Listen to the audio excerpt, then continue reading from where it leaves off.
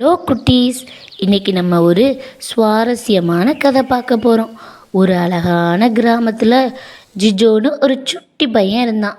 அவன்கிட்ட ஒரு விசேஷமான மந்திர குடம் இருந்தது. அதை திறந்து சுக்கா புக்கா சு அப்படின்னு சொன்னால் அது அவனை உலகத்தில் எந்த இடத்துக்கு வேணாலும் கூட்டிகிட்டு போகும். ஒரு நாள் வெயில் ரொம்ப ரொம்ப அதிகமாக இருந்தது. ஜிஜோவுக்கு குழு குழுன்னு இருக்கிற கடலுக்கு போகணும்னு ஆசை வந்தது.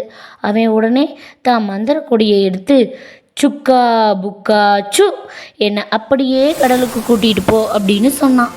அடுத்த நிமிஷமே அந்த கொடை ஜிஜோவை பறக்க வச்சு கடலோரத்தில் கொண்டு போய் இறக்கிடுச்சு.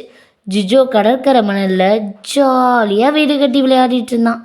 அப்போதான் கடல்ல இருந்து ஒரு சோகமான சத்தம் கேட்டுச்சு.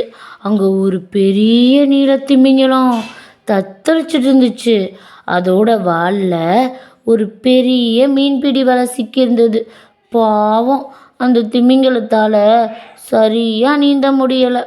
முதல்ல அந்த பெரிய திமிங்கலத்தை பார்த்து ஜிஜோ பயந்தான். ஆனால் அந்த திமிங்கலத்தோட கண்களை பார்த்ததும் அவனுக்கு ரொம்ப பாவமாக இருந்துச்சு.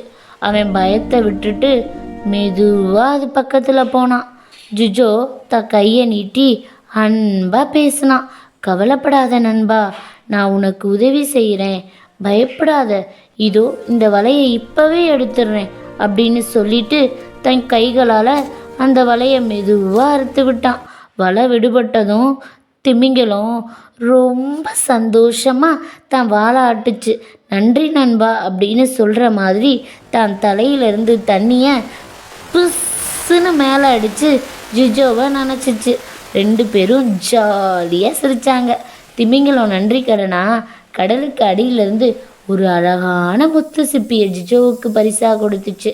அதை வாங்கிக்கிட்டு ஜிஜோ ரொம்ப சந்தோஷமாக தான் மந்திர கொடையை திறந்து வீட்டுக்கு கிளம்பினான். அதனால் குழந்தைகளா, நம்மால் முடிஞ்ச உதவியை ஆபத்தில் இருக்கிற மற்றவங்களுக்கு எப்போவுமே செய்யணும். அப்படி செஞ்சால் நமக்கும் சந்தோஷம் கிடைக்கும். டாடா.